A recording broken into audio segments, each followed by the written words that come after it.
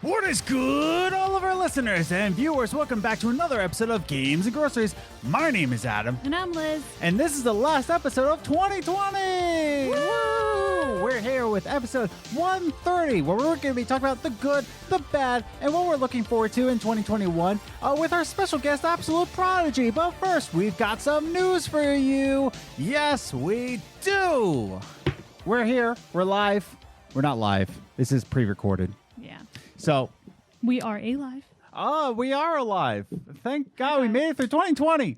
Barely. All right. So, here we are. I just wanted to have another little announcement for you. I said this in the newest coffee games that we're going to be having a second channel. It's going to be called eVault. Mm-hmm. So, if you've watched our coffee games videos, we are now going to be putting those on the second channel called eVaults, and they won't be weekly. They'll be when a video is done, that's when we'll release it. Mm-hmm. So, Liz, you're getting a lot more creative with the editing, and we want to give you more time to do that. I want some more time scripting and finding out what I want to talk about. Yeah. So, it's just more of that. Mm-hmm.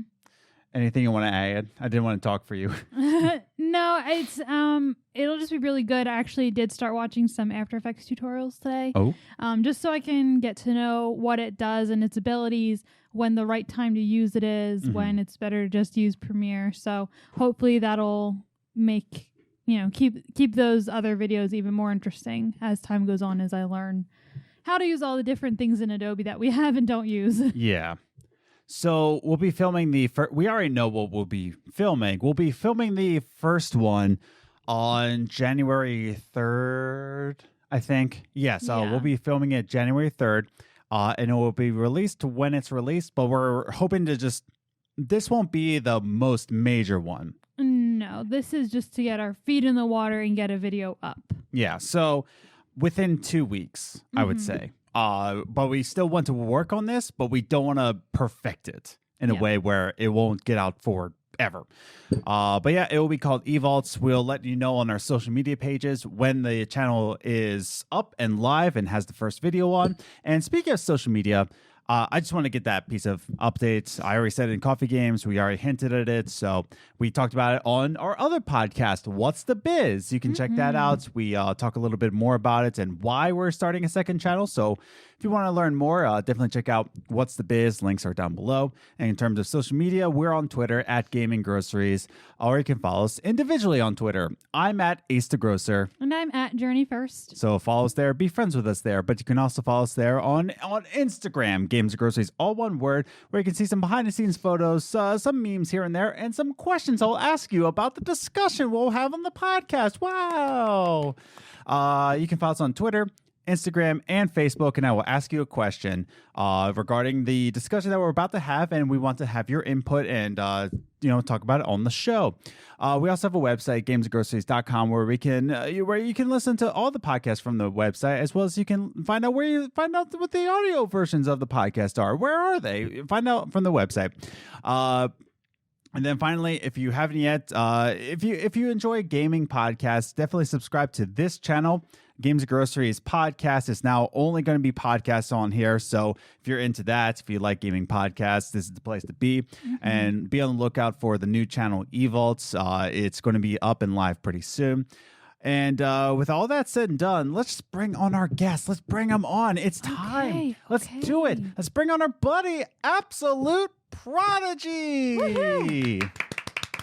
All right, everybody, we are back with our special guest. Instead of doing a normal episode with movie minutes and top 3 gaming news, we wanted to take, just an end of the year discussion about the year in gaming of 2020. What a nightmare! But before we get started, it's the legend of Twitch. It's him himself. It's a prodigy. It's the AbsoluteProdigy. Hey, absolutely not a prodigy here. Also known as Josh. But AKA Josh. AKA Josh, AKA Joshy. But Josh, you're here with us. Our very first guest that we ever had on the show. Right? So this is your third time on the show, I believe, if I'm right. I think so, yeah. Third or fourth time? Yeah. Third time, yeah. Third time. It's a third. But yeah, we just want to have you on just to have like a little bit of a fun discussion here. So why don't we just get started? We're starting off with the bad. And I think that's important just to get this out of the way.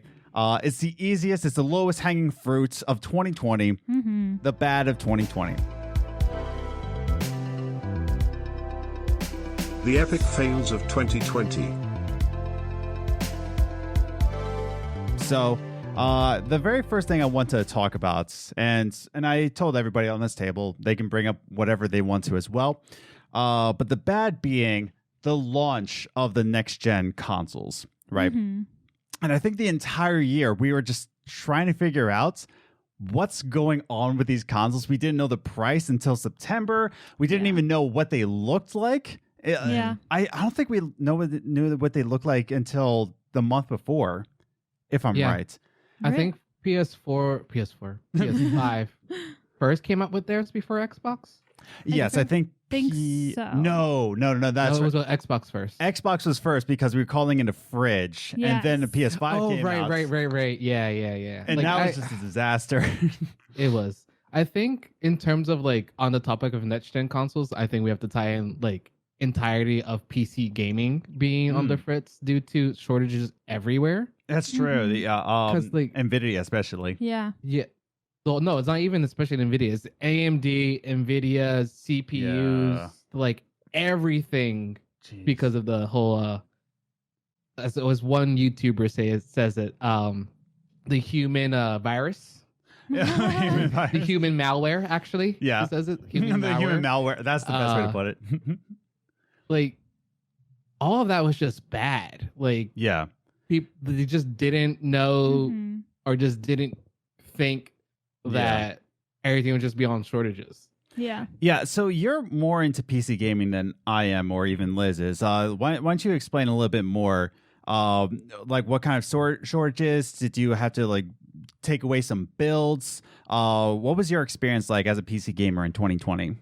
Oh, well, I wasn't even planning on upgrading this year anyway. Okay. But it was just so many good things came out of PC gaming. Like Nvidia having with their 30 series graphics cards, 3000 series graphics cards, and pardon me, where like first of all they just decided to say, hey, the new 2080 Ti that you just bought. Yeah. Well, but let's make that obsolete because you paid $1,400 ish for it.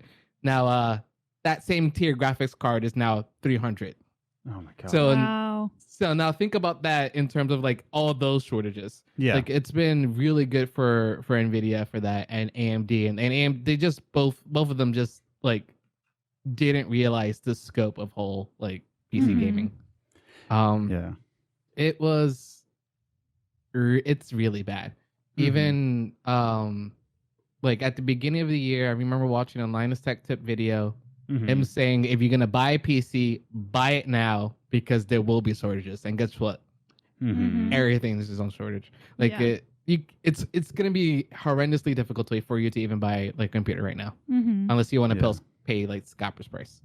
I was about to say, like, even with the consoles and even with PC gaming, the scalpers was a huge bad thing in 2020. I think the final number that we've come up with, I think they surpassed 30 million at this point in sales.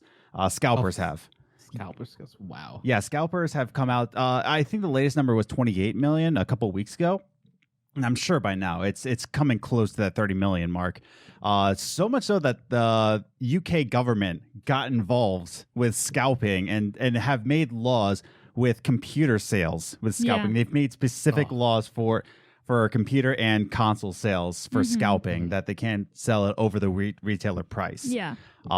Which you have to be so bad that a government has to get involved in video games. Like that's how bad it has to get. Scalping is just bad in general, and don't pay. Like if you're looking to buy something from a scalper, don't like it doesn't make sense to like. But I did have a friend who decided to buy his 3090 from a scalper. But he was dead set on getting the 3090. Like, which makes no sense to even get anyway. But like just don't give them more power. By doing that, you're giving them power. Don't do that. Exactly. And there's and there's like, I think there was something from Nvidia from MSI specifically, I believe, where they I guess like one of the subsidiaries had like some sort of like inventory where they sold 3080s and 3090s at scalping prices, and that was just a huge mess too. Oh my god. That's the thing. I think that just made 2020 even worse because you couldn't even get something that would bring you some form of joy. Just a brand new console, some new gear for your gear, some new parts. Gear parts. As long as you don't call them muffins, like some new muffins for your PC. I mean, if you could, you could. Yeah, I mean, if you want. Yeah, it's 2020. You can do whatever you want. Put muffins in your PC. As long as they're RGB, then they're fine. You know, if your muffin is RGB, you're good to go. You're a good gamer. Gold. RGB game muffins. Oh my gosh! It's someone's probably have done it. Probably did. I mean, they did rainbow bagels, but that's not gamer. That's more representation. Which that's the other thing that came out in 2020. I don't know. This isn't very very side note here. Yeah. Very much side note. But in the Great British Bake Off, I don't know if you watched that on Netflix. So they did. You're like the only one in 2020 who hasn't watched that. I know. I'd rather be off. Than watch that. So over in England, this is over in England, and I know the Rainbow Bagel was really popular in the States. Yeah.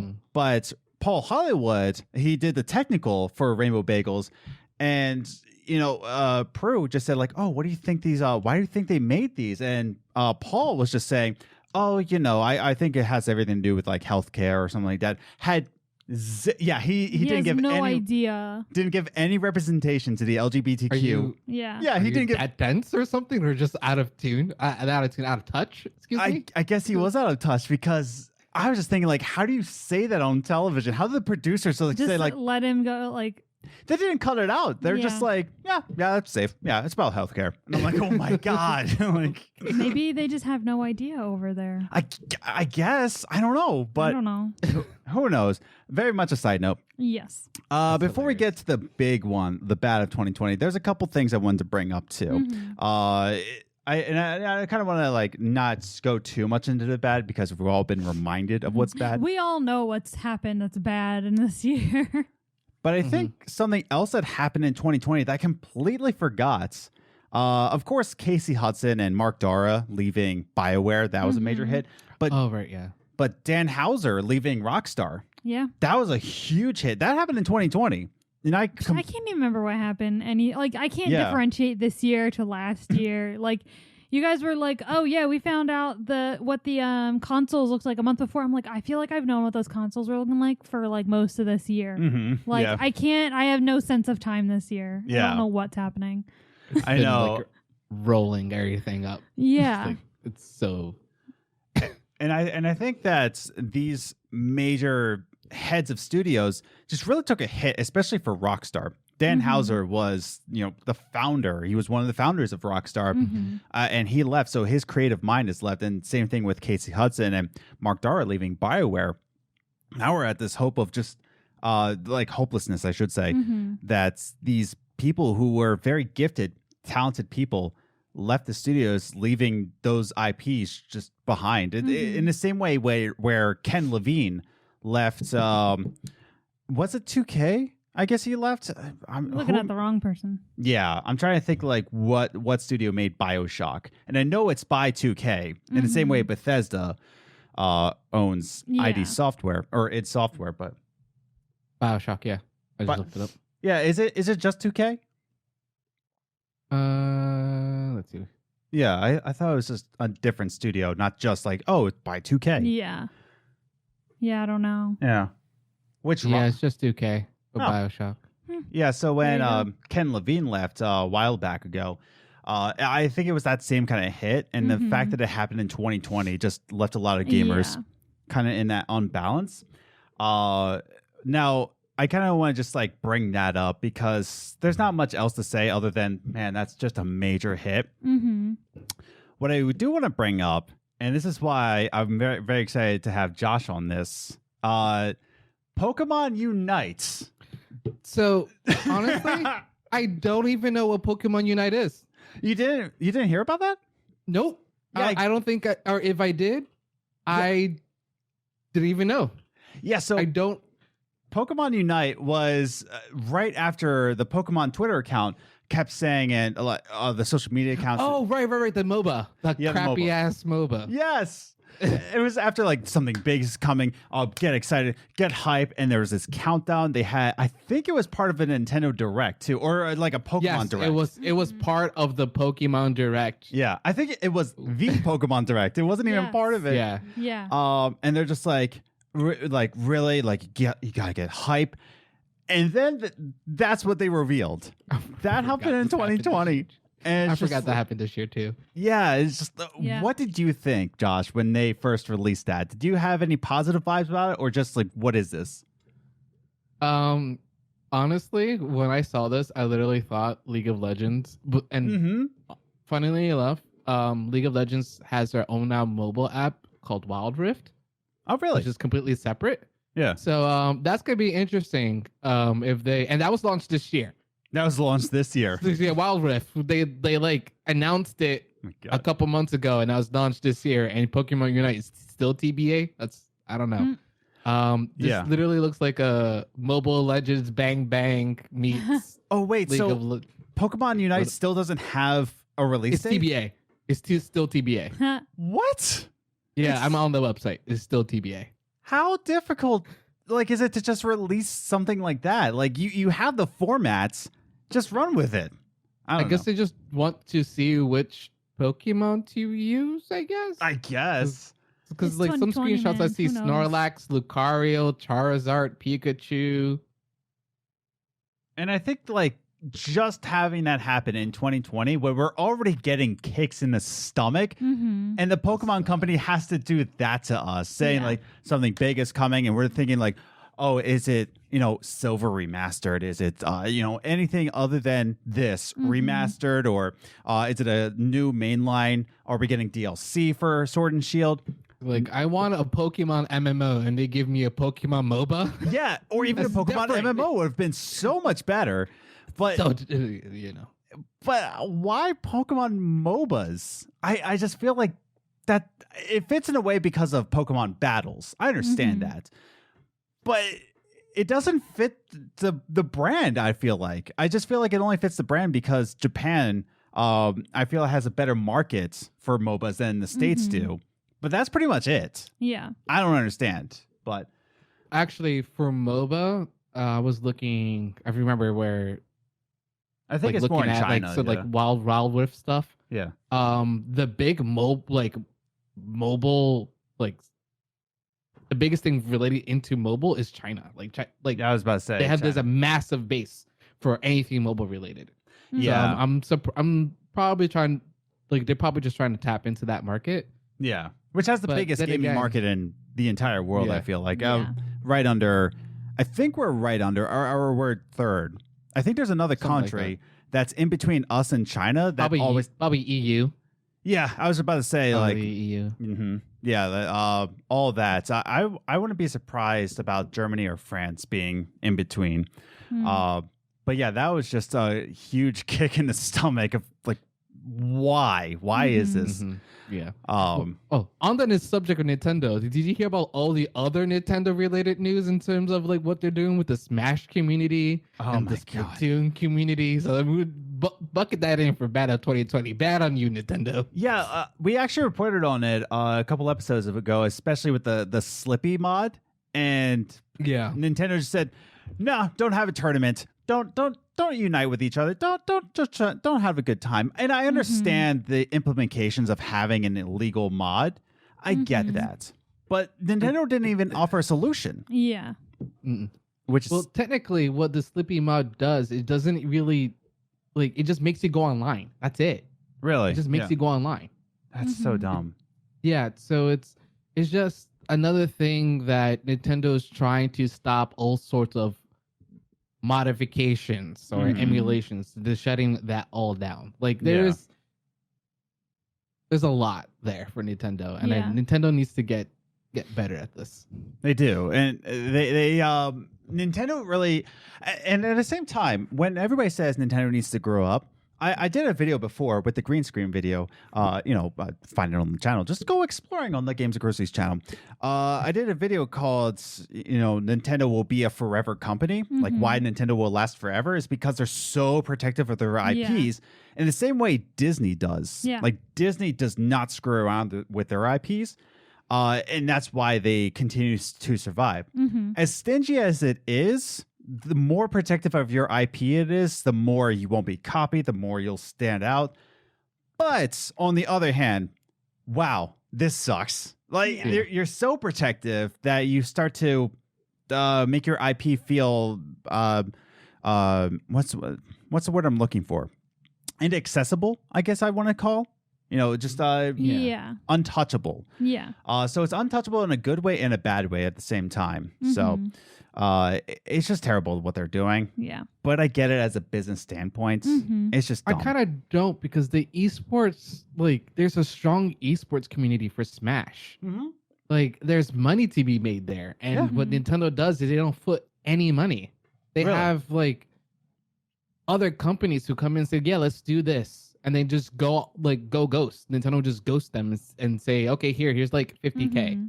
Or like, here's like $10 for this Smash community, like competition, which people did anyway. They went in for the $20. It was legitimately like $20 or $30 like prize pool from Nintendo. Nintendo did this. Nintendo endorsed this. Nintendo, yes. Wow. Like, it's Nintendo just doesn't want to offer a community for Smash. Maybe Splatoon, probably because Splatoon doesn't have a strong enough community that can, like, from what I was like seeing in terms of videos, they can't like sustain itself, while Smash has been sustained by the players. They're just like making long-term Nintendo fans like off-put from Nintendo. It's so dumb. And that's the thing. In a time like in these unprecedented times, in these unprecedented times, I don't know. I feel like Nintendo should have at least loosened the grip a little bit. I understand you don't want to like release grip altogether and be willy nilly, but just chill, Nintendo. Just chill. And I know I have no part in Nintendo's business schemes, but whatever. Now, as we're ending our conversation with the bad of 2020, I want to read comments from you, the watchers, the listeners, the lurkers out there. I asked you guys, what's the best thing and what's the worst thing about gaming in 2020? So I want to read parts of all of your answer, starting with Twofer, who needs to make his next video, by the way, with Twofer saying, the worst thing is the scalping of systems, including the Switch. I recall seeing the Ring Fit going for $200 at one point. Oh, man, I really wanted one. And I was like, oh, let me go find it. Oh, no, it's like not anywhere on sale. And it's all scalpers, man. I hate it. And he also says it's where you're going to get to. Also, Cyberpunk releasing broken on old gen, but that wound will heal. Then we also have from Commander Nikki on Twitter. Nikki, hooray! And she says, I'm reading to the part of her worst thing. I haven't played it myself, but I think it's pretty easy to say that the whole Cyberpunk 2077 deal was pretty poopy. Like everything that surrounds it. From crunch to epilepsy stuff, which that's why I didn't get it, because there was huge epilepsy issues and your boy's got a... Really? Yeah, I didn't know that. Yeah.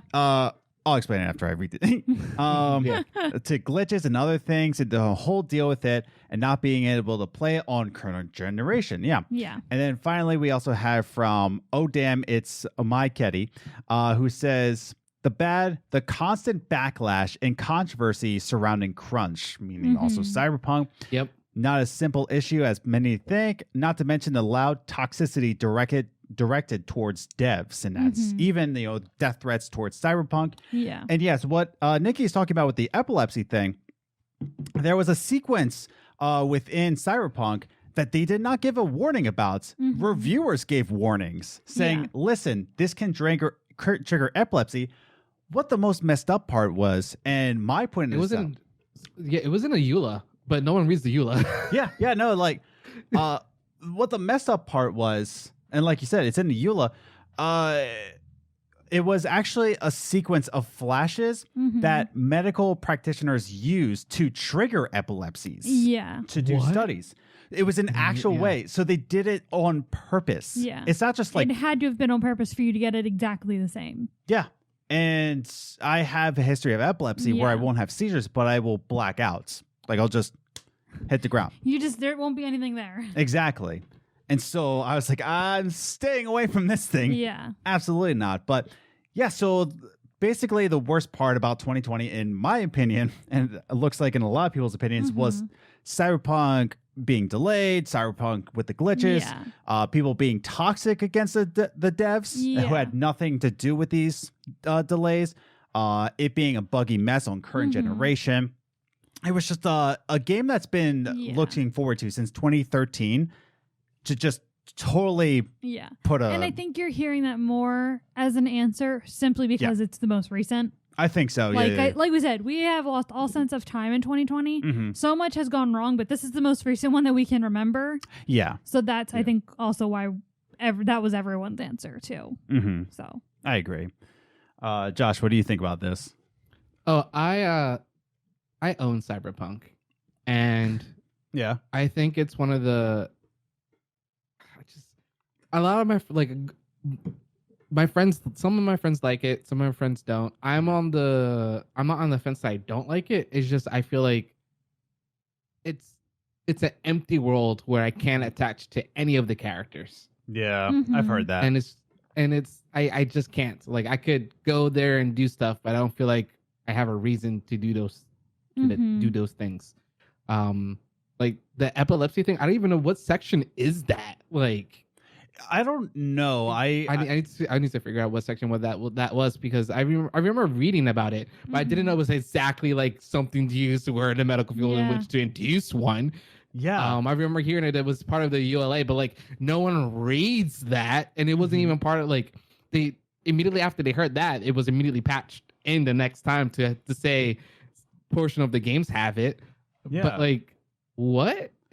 It's just bananas to me. I didn't know that until, like I said, my Ketty, she pointed it out, and I just flipped my lid because, again, like I haven't had a seizure in a long time because I'm careful about it, and the fact that there's one that not only strobe lights, which just bother me, but there's ones that actually induce one. Yeah, you got to be kidding me. You got to be kidding me. The fact that it didn't release well on current generations of Xbox One, PS4, I think it's unfortunate more than anything. It's just, I saw those glitches. I saw that it's unplayable on current gen. It's not even quote unquote unplayable. It's literally unplayable. Yeah. It's 20 FPS on PS4 Pro. Yeah. Like it is literally unplayable. No one can play that game. It's been taken down from the PS4. Like you can't even buy it anymore. Yeah, on PS4 like store. Yeah. It's literally unplayable. They should have not released it on current gen. Yeah, exactly. It's just not been released on current gen. Like this is just another game. Like the last I think 2 years has been the year before this was like on launch Red Dead Redemption 2, and then your favorite game of all time, Fallout 76. Yes, it's just Fallout 76. My God, and even that was a better launch. At least there were some graphics in there. Yeah. It might have been broken, but at least there was something there. Yeah. It's so dumb. It's just another year of, I think it's not even the devs, it's not the people working on it. It's literally the company itself imposing unrealistic timelines, and they're not listening to their employees. I'm sorry. Yeah.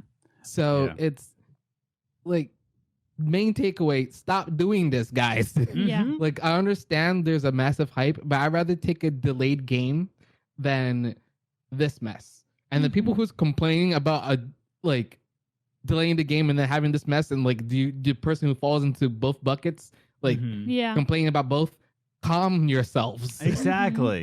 Exactly. I don't know. It's just there's so many other games that you can spend your time on. Yeah. That have already perfected their craft. And that's what I said in not this past Coffee Games, but the one before that. That there's just other games out there you got to experience before. there's so many games that I haven't even played yet. Yeah. And Game Pass is a thing. But that's why I more say it that it's unfortunate that it happened. It's very unfortunate. But in my eyes, it's just that's exactly why I don't buy games day one. Yeah. For me personally, there's some people out there who just... There's actually some people out there that have played it on current gen. They're like, I think it's fine. I'm like, good for you. Yeah, good for you. You think your $60 is worth it? Good on you, dude. I'm glad that you think that your $60 was worth it. I really am. Yeah. For me, I knew it wouldn't be worth it. Yeah. So that's why I don't buy games at day one. I don't know. I got lucky where Amazon was selling it for $49. And it was like this complete edition thing. Oh, it comes with a map and everything. It's like, well, this is the best deal in my book because I don't buy games at full price any longer. Yeah, exactly. It's just like, why would you? Because I haven't even played Assassin's Creed Valhalla, and it's on sale right now. I could get it. I could buy it, especially if we get this $2,000 stimulus check that they're all talking about. That's not going to happen. That's never going to happen. Yeah. But yeah, so I just think that 2020 had a lot to, be sad about, especially, like we said, Dan Houser leaving, Pokemon Unites, that mess, Cyberpunk, the scalpers, everything just kind of being a kick in the face, the groin, the stomach, anywhere they can place a kick on. That's what 2020 did to you. It kicked you in your pinky finger. That's how bad it was.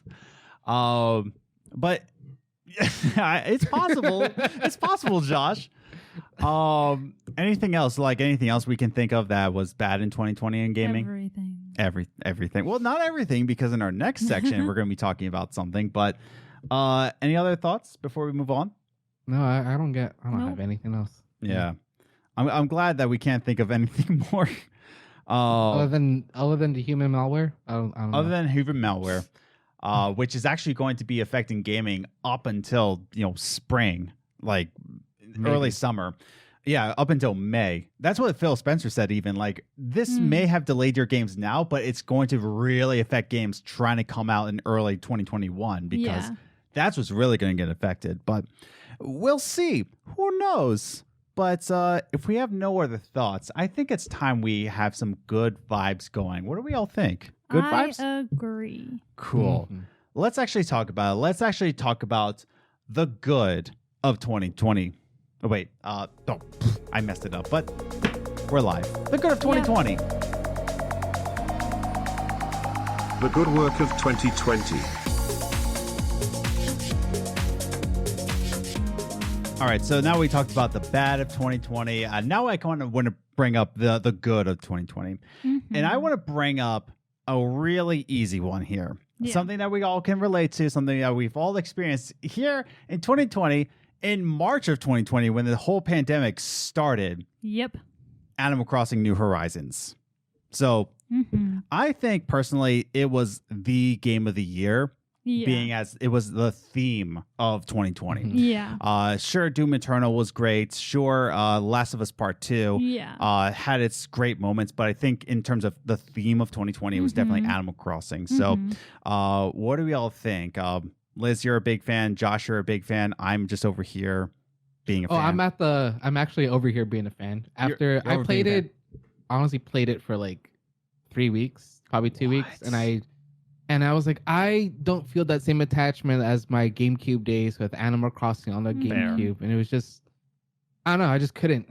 I can understand. It's just, I feel like I'm not sure how is it now, but I didn't feel like that social attachment to my villagers as I did then versus now. No, I agree. I played it till I reached the end achievement and I got the credits. And then I just played for a little bit. And I'm like, whatever, I'm done. Yeah. And then I picked it up, I want to say a month ago. Yeah. And I was playing it. And just recently, within the past couple weeks, I just kind of stopped playing again. Like, I'm just like, meh. And every time I play, I'm kind of like the same thing with the GameCube one. It's like, you can't talk to them like you did in the GameCube one. Like the townspeople. Like in the GameCube one, you had full conversations with them. You could choose if you were nice or mean to them. This one, it's like, want to chat, they say something stupid, and that's the end of it. And it's like... It's very one-sided. Like each character had its own personality with its own traits that you want to have them as a friend forever. Yeah. It feels super one-sided. It's like, Yeah. and literally, I feel like everything is, all I do is like, I just collect things or make things and make money and pay for things. And Yeah. I didn't feel that way playing it on the GameCube when I was younger. Mm. You know Yeah. what I mean? Like this game, it's like literally like, all right, give me more money. Go Yeah. do things and make money and give it to me. Mhm. It's like, what? What? It's a like a customization simulator in my opinion. Yeah. Like if you love customizing, if you love like going in there and like stripping apart your entire like land and then doing something new and themey for Christmas or Halloween. But see, Mm. I Go do for like it, to but- do that stuff. My problem is that I have to make money to make all those changes. Like even after you roll the credits, I have to pay for every bridge, every move, everything, Mhm. and it takes at least a day to do a move, and however long it takes you to raise the money to add a bridge or something like that. And it's like, I don't want to spend every waking moment playing this game and just constantly making money so I can make changes. It's like, yeah. Yeah. I And have a felt that life. early on. Yeah. I honestly felt that like early on. I was like, I feel like I'm gonna have to spend time to just make changes, and I don't want to do this. So I'm good. Yeah, which was fine when we were all in quarantine. I think that's why I it think was that was the so point. big. Yeah. Was that Yeah. we all had time because we weren't Yeah. doing anything else. Because when he said that, I have a life, a lot of these people who Yeah, were based in quarantine didn't. yeah. Like I was lucky. I didn't lose my job during the quarantine period, Same here. Yeah. and Yeah. Same. I played it a little when I was working from home because I Yeah. worked from home every other day. But even then, it's like I was doing work. Yeah. And I do, and we do the podcast and all that stuff, and it's like I just don't have time to commit to just constantly be making money in Animal Crossing, so I can make whatever changes I want willy nilly all Yeah. the time. Yeah. So while I do love Animal Crossing, I definitely think it's a good thing for this year because it Mhm. helped a lot of people get through quarantine, Yeah. especially the beginning period. Yes. Personally, I start and I get excited when I start, and then it kind of fades after a couple weeks. I'm like, all right, Mm-hmm. I'm done. Fair. I thought that Animal Crossing had its good potential for people who did lose everything, and they Mhm. lost their livelihoods. They Yeah. lost basically their way of life. Yeah. And Animal Crossing gave you that kind of purpose to get Yeah. up, collect something, do Mhm. this, do that. And it was just so simple that you could just pick it up and collect starfish or shells or anything. Collect sharks in June. And just Mhm. kind of do something in a day and have an Yeah. activity without actually having to go outside. I think Animal Crossing, like what we've all been discussing here, was only big in 2020 in the same way why Tiger King was so big in 2020. It's because nothing else was happening. There was in our nothing life. else to do. I was obsessed with Tiger King. You really were. We watched the first episode, and I was like, "That's interesting." And then you'd be like, "Want to watch another episode?" I'm like, Tiger King. "Oh, okay." Yeah. I've actually did not watch any of Tiger King. No, it's Tiger King. It's kind of interesting once you get into it, but it was only big because yeah. We all had time to be just going Yeah. through Netflix, being like, "Huh, Yeah. what's that?" and I think that's what Animal Crossing did. It just yeah. had that activity for people just to get up and do something. Mhm. And I think that most people that I talked to did get tired of it after a while. Yeah. But also, all three of us at this table didn't really lose our jobs. Kind of, Yeah. in a way, life went on as normal. In a Mhm. way, of course. Yeah. Like right now, I'm working in a restaurant, and we're back to takeout only. So that Yeah. part has changed. But in the terms of, I get up, I go to work, Yeah. and I come home, and I make dinner, and I do this podcast. Our day to day hasn't changed. Right. Yeah. But a lot. I actually got super lucky. I started Yeah. my new job a week before quarantine. started Oh, happening. wow. Like literally the beginning of March. So Wow. Yeah, and super glad I came Yeah. at that right. Yeah, at that time. Yeah. and that's the thing. I think it's mostly because of that people were Mhm. attached to Animal Crossing. Yeah. I kind of want to move on to something great that came out in 2020 was that Ubisoft actually gets called out for their decades of sexual abuse, Yeah. abuse, physical abuse, in this inner circle that they kept talking about. That it was the brother, I think it was related, like brothers and cousins of Yeah. Yves Guillemot, who were in this inner circle, and they kept having to do with all this abuse in every single Ubisoft studio, and to the point where, oh man, who was the guy who got fired and he was Assassin's Creed Origins director? Oh no, I can't. There's an R in his name. Yeah, I can't remember, but he got canned, but it was because he was involved in this inner circle, and he was taught to be abusive, and then you'll be up and ranked in power. Mm-hmm. And he was it Jean? No. It was oh man, I can't remember for the life of me. And I used to love this guy. Giving me Jean Gustin. No, look up Assassin's Creed Origins creative director. A creative director? Creative director, yeah. And then he also did Black Flag. Ashraf Ishmael. Alex? I knew it was Ishmael. Ashraf Ishmael. I was going to say Ishmael. I was like, I don't know if that's right or not. Mm-hmm. I was right.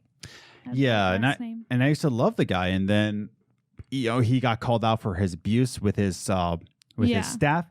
And I'm just glad that Jason Schreier, came out with this huge article talking about the abuse of all of these Ubisoft employees. Yeah. And Yves actually came out with a letter saying these are the steps we're going to take to end, or at least, mitigate any kind of abuse. Yeah. And he wanted to bring up the female representation. Right now, I think it's at 20%. But by the end of 2021, he wants to bring it up to like 24 to 25%. Yeah. So he has 20%. Holy crap! Yeah, only 20% of females work at Ubisoft. It was a very low margin. Yeah, and he's just like, I don't know why this was, and I'm like, you're the CEO. Yeah. If that's 20%, I wonder how many actual POCs are there. If he actually talked about that too. I wish I had the letter in front of me, but I actually did a coffee games on it. You want to explore the Games and Groceries channel? I'll watch it. Yes. Yeah. But that was one of my favorite videos. I actually did 3 coffee games just on this subject alone because I was so interested. They didn't perform well, but I was just very interested in the subject and the turns of events where people were called out, people were fired. Yves Guillemot actually took some action. And this is something that happened in 2020. Yeah. And it's making the lives of Ubisoft employees better. Mm-hmm. So I just wanted to call that one out. But any other thoughts about that, or did we follow this? No. Nope. I'm confused. It was just me who was interested, honestly. Following the subject, because I was like, follow this was like following. I was like, wait, what are we talking about? Following the story. Following the story of Ubisoft, I meant. I think. I thought it was funny at first when you brought this up as a good thing. It was, yeah. Well, I was confused at first just because I was like, wait, this is good. But I understood. I realized you're saying it's good that it finally came out. Yeah, because this is happening for decades. Yeah. I think it sucks that it came out this year. Like it had come out like last year when everything else wasn't on fire. Yeah. True. It's just adding to the bad news, but I do agree. It is good that it finally did come out after so long. Personally, as far as the lack of female employees, doesn't surprise me. No, it doesn't surprise me. Not even just because I can't remember the word for it. But it's not just because there's no no one wants to hire females. Just because in general, I don't think there's as many female people who want to work in that industry. Because you said 20% and you're like, oh, that's pretty low. I was like, well, I was the only girl in my entire major at school. And it was because it was a tech major. I think, and correct me if I'm wrong, seeing as you're a female, but you're adjusting the camera now. Yeah. But you're a female. Really, you don't say. Yeah, you don't say. But wouldn't you say it's not that girls aren't interested or women aren't interested in the subject, but they're not even encouraged to be interested in it? I there might be this this way of our culture saying that, oh, women don't do that.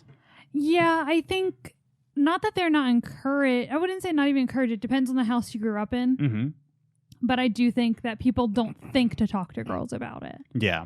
They don't think to bring it up to them or anything like that. I remember I was working a concert at our school in my department because as people in the tech major, like the music tech major, we had to be on the tech team. Of course, that's what makes sense. Right. And so we helped with anyone hosting concerts or anything or events in our chapel.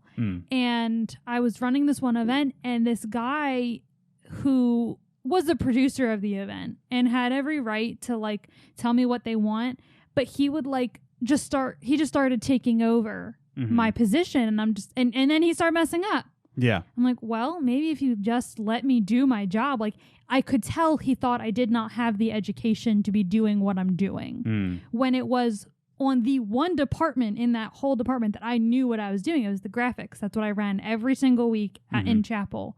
I knew how to do the graphics, and this guy just didn't want me there at all. So I think it's just that like people don't even realize they do it, or it depends on where like how you were raised if you're encouraged to do that stuff. My dad had 3 girls. He had no choice but to encourage us to do whatever we wanted.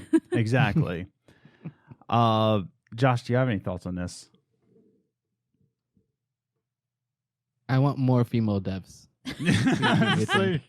That's a t-shirt right there.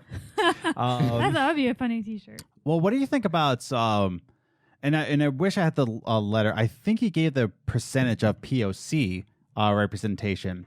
But do you think it's kind of in the same light as POC that only like white men can be able to do? 100%. Yeah. I have friends who are POC in devs, and I remember that like a tweet probably earlier this year or sometime last year from one of my friends of he was trying to speak to I think Cisco or something like that over a product, and they just completely ignored him. Really? Because of his name. Yeah. Really? So like it's a big thing. Yeah. There's a lot of issues in terms of that where they just if your name is not the John correct Smith. naming scheme, you don't go anywhere. And it's sad.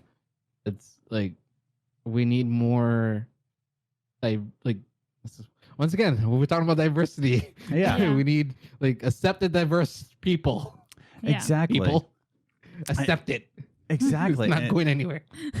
And it's just a shame that we're still in this way. It's 2020 and we're still having to have this problem. Yeah, we're still here having this issue. We're still here with this problem. Yeah. And that's why I think Ubisoft being called out for decades of this is a good thing. It's a good step in the right direction. And that Yves was actually said you need to do something about it. And he was actually pushed against the wall to do something about it. And I think it's going to be a little bit of trickle and a little bit of a ripple effect you brought going us forward. back on subject so well. That Thank was so you. smooth. I'm a professional-ish. Professional-ish. And before we go into the answers of our listeners and watchers and lurkers, You're so strange. just a couple things I wanted to bring up good about 2020 is that Vincent Pella was actually he actually became the manager of Dice LA. Vincent Pella, if you don't know, was the head of a project called Apex Legend. He was actually also the head of Titanfall, and I believe it was a huge part in Jedi Fallen Order because that was Respawn. Yeah. So he had these great projects, and so EA just said, you know what, Vincent Pella, you know what you're talking about. So he gets moved up to manager. Unfortunately, he is a white man, so that kind of defeats the purpose of the last conversation.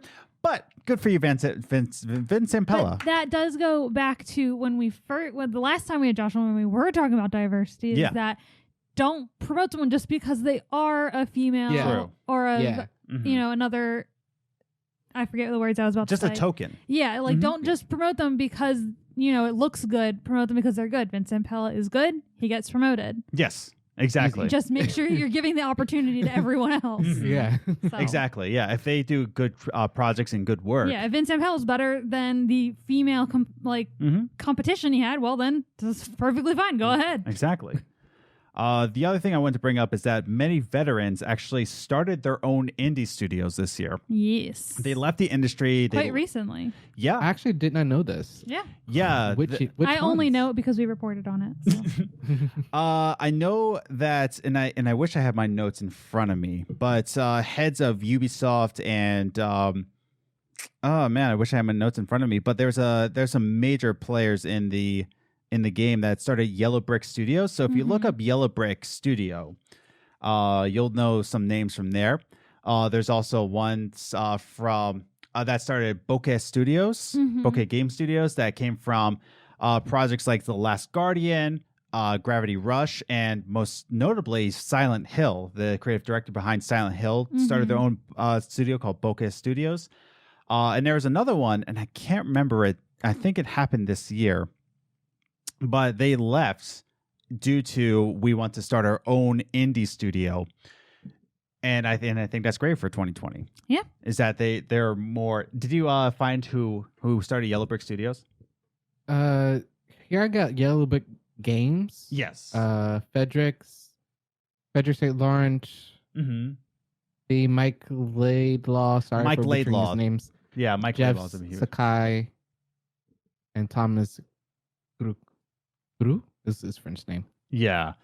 The other three are, if you know their games, you're like, oh, okay. But Mike Laidlaw is a huge player from, I want to say BioWare, but I know I'm wrong.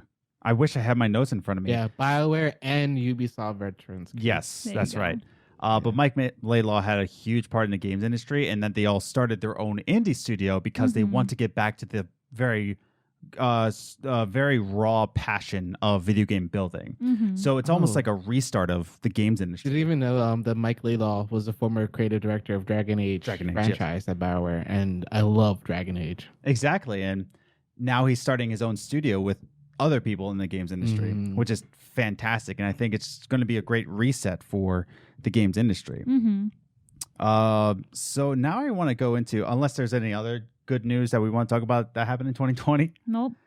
Well, personally, 2020, new Final Fantasy online patches coming out, which amazing. But that's besides. It's still something good that happened in 2020. Yeah. I mean, for me, I the new patches that came out. Oh, I did actually have one. Okay. So Sims news. Sims in case anyone news. doesn't play Sims. So Sims actually recently in December they had a patch to include more skin tones so that people could make someone who looked exactly like them as they could.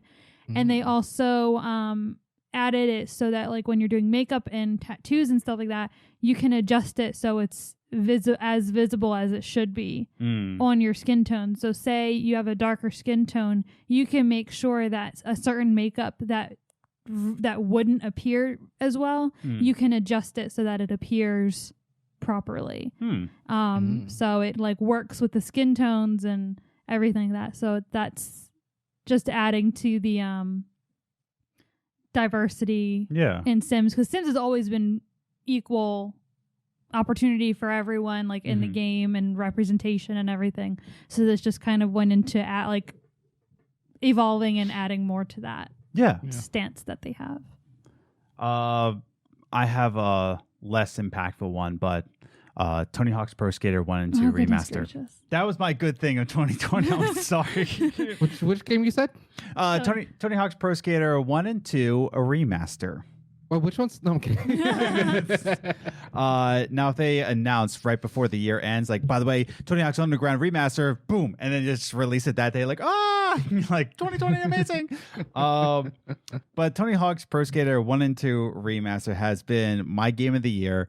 I had the best time with it. I probably spent the most hours behind that game, and it just took me back. It came out in September, so it didn't take up the majority of 2020, but it was just a very impactful game for me personally. Again, I feel like that's been out forever. Yeah, I know. Like you said September, I'm like... September 3rd it came out. September was yesterday. Yeah. When I said "Wake me up when September ends," I was like, "No, wake me up when September starts." That's when Tony Hawk's Pro Skater 1 and 2 That again. was- Yeah, That was bad. wake me up That when was- September begins. Just read the Okay. online stuff. So, from the listeners, we also have from Twofer. Again, do your next video. Best thing, in my opinion, Halo Infinite being delayed a year. Being that it was very buggy, especially it clearly needs more time in the easy bake oven. I hope Craig the Brute is an Easter egg of some sort, though. Yes, I do agree that Halo Infinite needed a year. They had this huge blog post talking about why they need to delay it, and I do agree. And they said Craig the Brute is actually getting a makeover, and I'm like, oh, leave him in. It's a great meme. Then we also have from @Commander Nikki, who says, all the games that came out this year that I got to play and games that I played for the first time this year. And she lists Maneater, which is the shark game that came out this year, The Last of Us Part 2, Pokemon Sword, I guess she didn't play Shield, Days Gone, which interesting choice, Vampire, Jedi Fallen Order, Assassin's Creed Valhalla, Fall Guys, I think that was 2020. Pretty sure it was. Yes. Yeah. Almost. That was early, and then it like kind of fell off like out of nowhere. SpongeBob Rehydrated, and then she finally says, also, even though I didn't get to play it because it was an Xbox exclusive, she's a PlayStation gal. I want to give a huge shout out to Tell Me Why. Yeah. Great job for trans representation. Together with Last of Us Part 2, it feels like a big leap for LGBTQ representation. We can be leads in big, amazing games. Also, heck yeah, Mass Effect Remaster announcements. Nice. And she also, brings up Tell Me Why along with Last of Us, that you can be like the LGBTQ plus community can be a lead, not just a side character or not just in a multiplayer game where it's in the lore that they're transgender or that it's in the lore that they're gay. Yeah. But that they're actually a lead Yeah. in the game. So again, that's great for 2020. And then finally we have oh damn, it's my kitty, who has to say the good, all the amazing games that we got this year and the announcements we got for the future. So really it's the games that came out that really grabbed our sanity, and Twofer saying that's Halo Infinite being delayed was a good thing that happened this year. So what did we think about that? Any thoughts of anything that I said from the community? Nikki, I saw that written on Twitter. I was like, oh yeah, I forgot about that. And then when you read it again, I was like, oh yeah, I forgot about I forgot about Tell Me Why. Yes, thank you. I knew there was a T somewhere. We had a whole segment. I know. I literally keep forgetting the name. I was talking to a coworker about it. Couldn't remember the name of the game. Yeah. Tell me why. Yeah. That's now it's going to be stuck in my head. Thank you. Same. He does it to me on purpose. Every time. But yeah, that game was amazing. And that was definitely good. Yeah. That was good. Josh, any thoughts about what was just read? Awesome for inclusivity. And also not to undermine inclusivity. Among Us being resurgence of this indie game, causing everyone to realize that a lot of other government officials are also gamers. Yeah, closer than you think. Yeah, AOC coming out and playing. Yeah, she played Among Us right on Twitch. Yep. With players with other players on Twitch. Yeah, and she was encouraging voting. I think. Oh, who was? It wasn't Shroud. It was not Shroud. Oh, who was it? I can't remember who it was that she played with. I don't remember. But she was saying, "Are you guys voting?" She, all of them said, "Well, I've never voted before, but because of like what you're doing, I think I'm going to vote this year. Yeah, this is the first time I'm going to vote." I can't remember. This is why I need my notes in front of me. I don't know why I made a mistake. You're the one that didn't bring them. I didn't bring my notes. You made the choice to not bring them. Yeah. I would have been like flipping pages like. Well, yeah, that would have been disruptive. Yeah, it would have been disruptive. Either way, it wouldn't have worked. But what did you find anything, Josh? I am looking. I could have sworn Pokimane. There it is. Yeah, it was Pokimane. It was Pokimane. Yeah. I want to say Pokimane. And then Hassan Abai. Yes. As well. Yeah. Yeah, I knew it was 2. But yeah, that was great Yeah, times in that was 2020. And I think 2020 sparked a resurgence in indie games. I think it sparked a resurgence in representation and politics coming to games. I think 2020 also had its impacts where it was something good for the community. And I think what, like Nikki said, is that there was a lot of games that came out in 2020 that were very impactful, whether it be Animal Crossing or Last of Us Part 2 or Tony Hawk's 1 and 2 Remastered, or Which one was that again? Tony Hawk's 1 and 2 Remastered.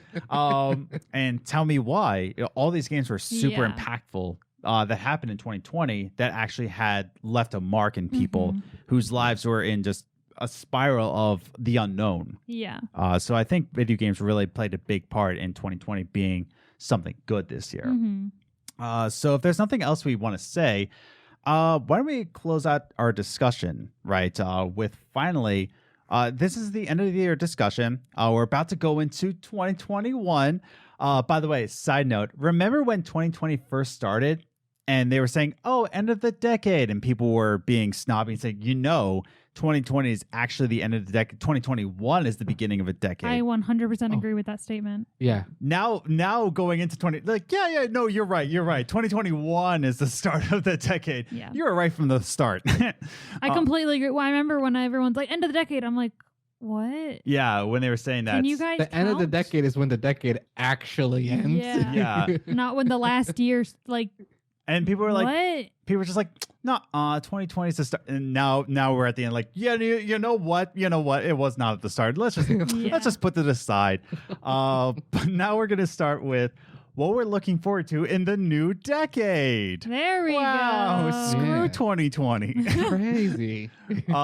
So let's finally end our discussion with what we're looking forward to in 2021. Looking forward to gaming in 2021. So now we're going into the new decade of 2021. There's a lot to look forward to, but don't even think for 1 second that 2021 means the end of masks. That doesn't mean it. Wear your mask. Yes. Anyways, Please wear your mask appropriately. Yeah. It goes Yes. over your nose, not under your nose. mm-hmm.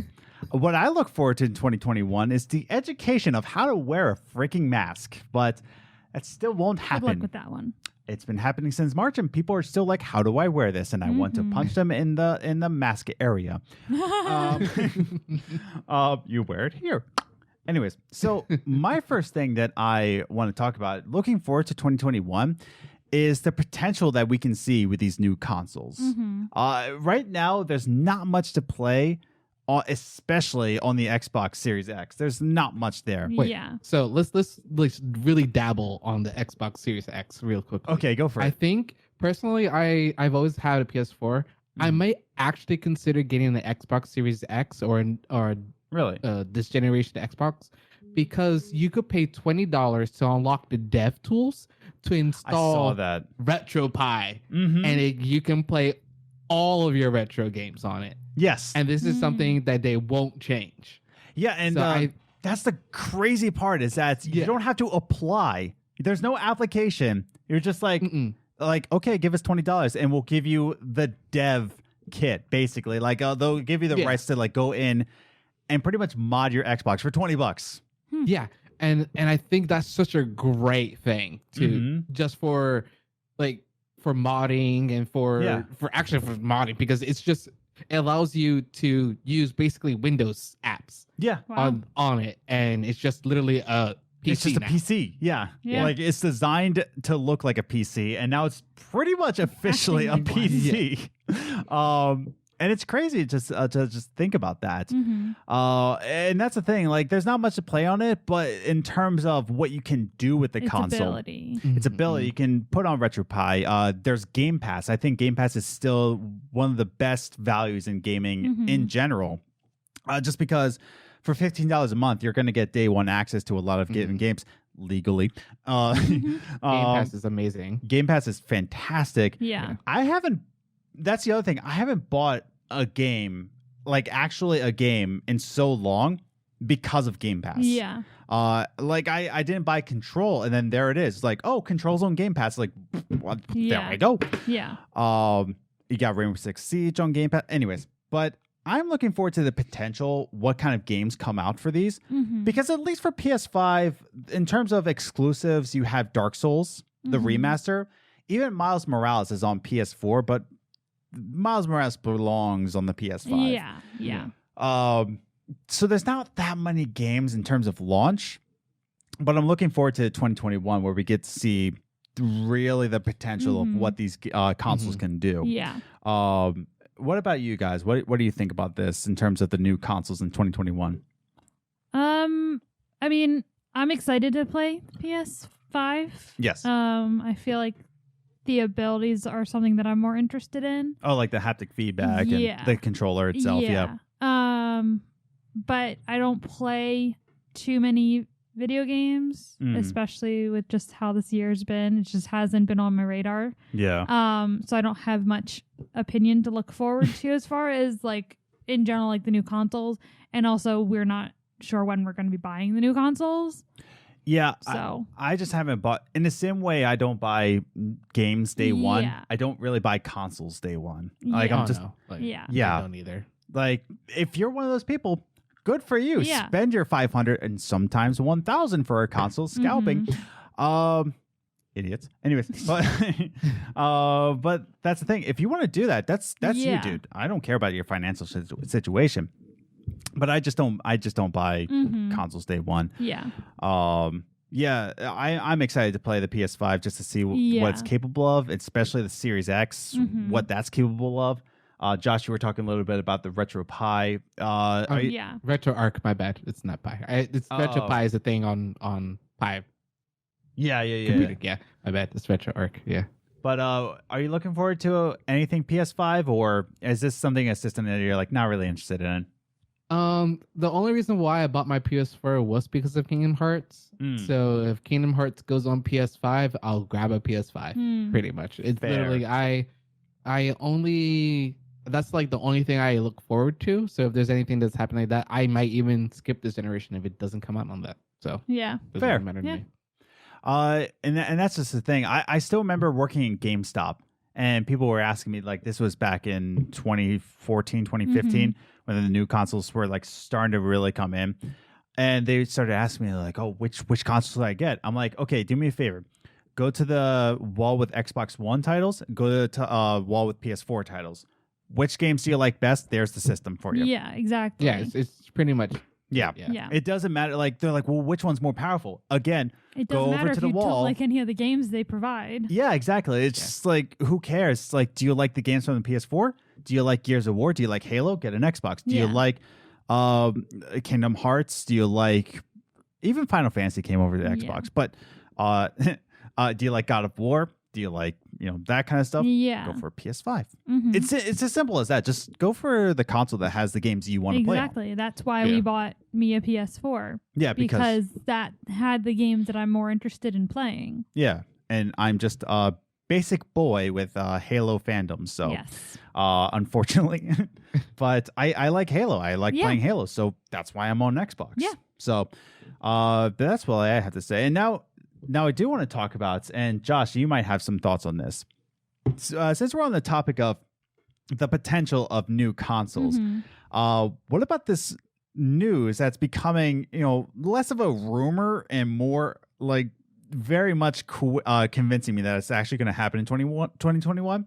The Switch Pro. The potential. Yes, of that. I actually saw it. It might be more of a thing. Yeah, but it might be actually a thing now. I don't know how I feel. It's just from what I was reading for speculation, is just like an updated like CPU and its thing. Yeah, so, and I was going to say, is there going to be new things that it does? Like, is there going to be anything different about it than what we currently have? I think it would be similar to the way the new 3DS was, where there was a 3DS. It's probably going to be a CPU update or something like that. Yeah. So nothing really interesting. Well, I think it's just going to be keeping up with new consoles. Yeah. That's really what it's going to do. But in a way that's, you can only play games if you have this new Switch eventually. Yeah. So I don't think if they do it like that, that's going to hurt because well, they this didn't is Nintendo do that we're talking for about. They didn't do that for the 3DS. Oh, they didn't? I thought they When- did. They did not do like something like. I mean, they made an update from the 3DS to the new 3DS, but you could still play the games apart from each other. It wasn't You like could play a new 3DS game on a regular 3DS? because it's the same cart. It's all the same thing. Yeah. Like- I thought I heard because I didn't really get into the 3DS because like it just hurt my eyes, and I know you can turn off the 2D. I just didn't do it. But yeah, I think this is mainly just to keep up with the next generation, because even looking at The Witcher 3 on the Switch, people still accept it, or especially the Outer Worlds, where it looked desaturized. The main thing about the Outer Worlds is how saturated the world looks, and when you brought it over to the Switch, they took away some of the saturation, a lot of it, and people still accepted it because it's on the go. You get to play the Outer Worlds. Sure, it looks bad, but at least you get to play on the go. Yeah. And I think what it's trying to do is that saying you can have your cake and eat it too. Yeah. Where it doesn't have to necessarily downgrade any games. You can still take it on the go, but also, again, have your cake and eat it too, and have not desaturated worlds. Yeah. In terms of the Outer Worlds, I think that's the main purpose of it. Gotcha. I do like what they did with the Switch Lite though. That's the Switch we it's great. own. Yeah. Yeah, and do you have a Switch Lite, Josh? No, but I like what they did. Like, Yeah. it's- Not everyone wants a dockable device. Yeah. Exactly. Or can't afford it. So Yeah, and we didn't really care about docking it. Yeah. We were thinking about getting a Switch, and then they came out the Switch Lite. And for us, the main reason why we wanted a Switch is to take games on the go. So why would we care about docking Yeah. it? If I wanted to play a game on my TV, I got my Xbox, the PS4, or any of that. And so the Switch is pretty much on the go. I don't like playing Breath of the Wilds only in handheld mode. I will say that. I kind of wish I think could. that's a dockable game. It is a dockable game. Yeah. But because it's on the Switch Lite, I can't dock it. So especially the motion controls in the temple, I have to move the entire console. It's very awkward. Yeah. That's the only thing I don't like. But I'm looking forward to more news about the Switch Pro. Yeah.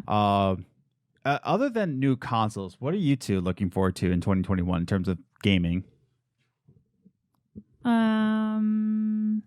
I don't really know anything that's coming in 2021. Yeah.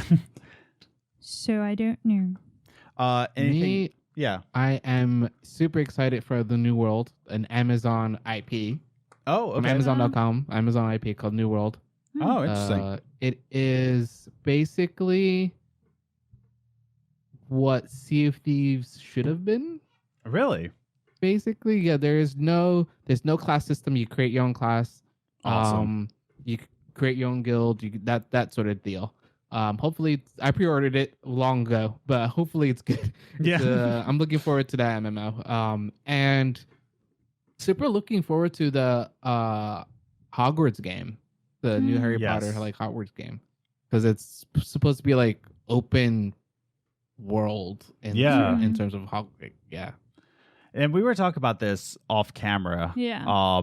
How some people want to, and in the right way. I understand the mindset. Yeah. But they don't want to keep funding J.K. Rowling. But I don't think WB can stress it enough how little or how not J.K. Rowling has anything to do. Yeah, J.K. doesn't have any like input on this game. Yeah. Yeah, she won't even get a dime from this game. And Correct I me think if I'm wrong. I think WB owns the whole IP. exactly. Yeah. And I think people are just nervous about funding a person that has transgender issues. But at the same time, and I've been telling this to people, that if you ever seen The Good Place, if you're a fan of The Good Place, I love what. Have you seen it, Josh? Okay, no spoilers.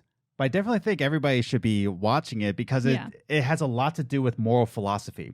It's a very thoughtful show. And what it's basically saying is that how hard it is to be a human being on Earth, because everything has implications. Every single thing that you do has bad. Has it positive and negative implications. Outcome to you like Apple? That's nice. So you support child slavery. Yeah. It's like, oh, you like you like avocados. Oh, so you like unpaid farmers or anything to that. Yeah. There's always that connection where you are doing something wrong, especially with the implementation of Ubisoft. Yeah. Oh, you like Assassin's Creed? So you like abusing, employees and funding the inner circle that's ending up sexually harassing many women inside Ubisoft. So you like Assassin's Creed, though, right? Yeah. Yeah. And I think it's just that you can't avoid it. You're going to be funding something, whether you like it or not. But the IP in of itself, you can still love.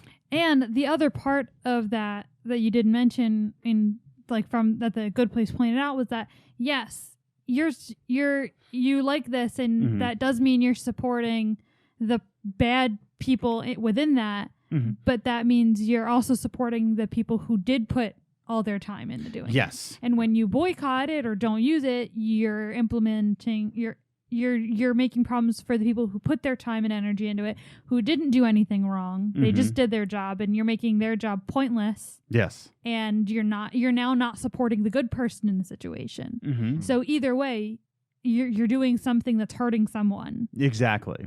So but yeah, it's just that don't support people who have transgender issues. Yeah. That's something. I get that. Yeah. But you're also not supporting people who put their time and effort and their livelihoods and their love for Harry Potter games on the line here. Yeah. So it's kind of a weird situation. But again, I can't stress enough. We watched The Good Place in this year, 2020. Yeah. Very thoughtful. I love the script for it. It's definitely it's the only show that I will give the stamp binge worthy. Yes. Okay. Yeah. Like it's we definitely binged it. Yeah, it's one of those shows that once the episode ends, it ends on a cliffhanger. Like every episode, you're like, okay, so we're gonna keep watching. Okay. Yeah, it's very it's a very insightful show. Yeah. But yeah, so Hogwarts game. Looking forward to that. I'm looking forward to more Starfield news. I want Starfield in 2021. It's gonna happen. Please, Bethesda, please. I want it. But we've already gotten leaks of it. We've already gotten news that the game is playable in-house. Yeah. And Bethesda is ones to only give us a couple months in advance and then release it. I think Starfield's coming out in 2021, and I'm looking forward to it. Elder Scrolls. Starfield is what Star Citizen should it be? It's fun. Starfield is the finished version of Star Citizen. That's the thing. Hopefully, Star Citizen actually comes out this year. Because when did that come? That was funded in 2012, right? I think they're never personally. Yeah. Sorry for all you Star Citizen like lovers out there. Yeah. I don't believe it'll ever come out because I remember reading like how much money they've made from like releasing ships or pre-releasing ships. Yes. They've made like $2 billion or something like that. It was my God. probably something like that, probably even more than that, probably less than that. It was a ridiculous number, and I thought it was ridiculous that they have that much money and nothing. still developing. Jeez. Yeah. That's the thing. They're going to take the money and run. That sucks. It sucks to think about that, but for me, for Starfield, it's a BGS game. It's set in space. I love space. I love space games. And especially space horror. I love, but it's not going to be space horror. But there's combat involved. I'm just very much looking forward to seeing what Bethesda Game Studios can do with a game in space. And I love the concept of that. Yeah. And I hope it comes out in 2021. But so, just making a cursory research. It's been highest crowdfunded projects, Star raising Citizen. over $300 million as of June 2020. Yes, that's right. We reported on that. Yeah. That it raised $300 million in crowdfunding. Yeah. And then Kotaku here from March 31st has raised over over $550 million. Oh my God. Like, That's insane. That's insane. I don't understand. It's like I personally don't understand. It's so dumb, but hopefully we get news in that in 2021. But But yeah, no, there's a lot to look forward to in the next year. I think we're going to get more representation in games. I think we're going to get more representation in game studios. I think we're going to get a huge bump in indie games because now all these veterans are going into the indie studio to start their own passion in games. And we have a lot to look forward to. But like what Phil Spencer said, we're going to get a lot of delays going into 2021, especially ones that are coming out early next year. But I think by the end, by 2021, we'll have, set our foot ins. We'll know what the next gen consoles can actually do. We'll know what the Switch Pro actually is. And there's still a lot of hope going into the new decade, as we can say. We'll forget 2020 ever existed. Sorry, Vince Zampella.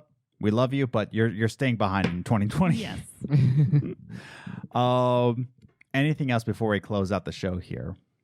Not that I can think of. No? Happy holidays. Happy holidays. Happy New Year. Happy New Year. Happy New Year. Yeah. Yeah, as this is coming out, this is the week of New Year's. It's coming. Yep. It's coming. This Friday. It's going to be a new year. Fantastic. Yeah. But yeah, so since we've concluded the show, let's just roll out the red carpet for our good special friend, the very first guest to ever come on Games and Groceries. Absolute Prodigy, what should we be looking out for you for? What's your Twitch channel? Where can we find you? Plug anything you would like. Go.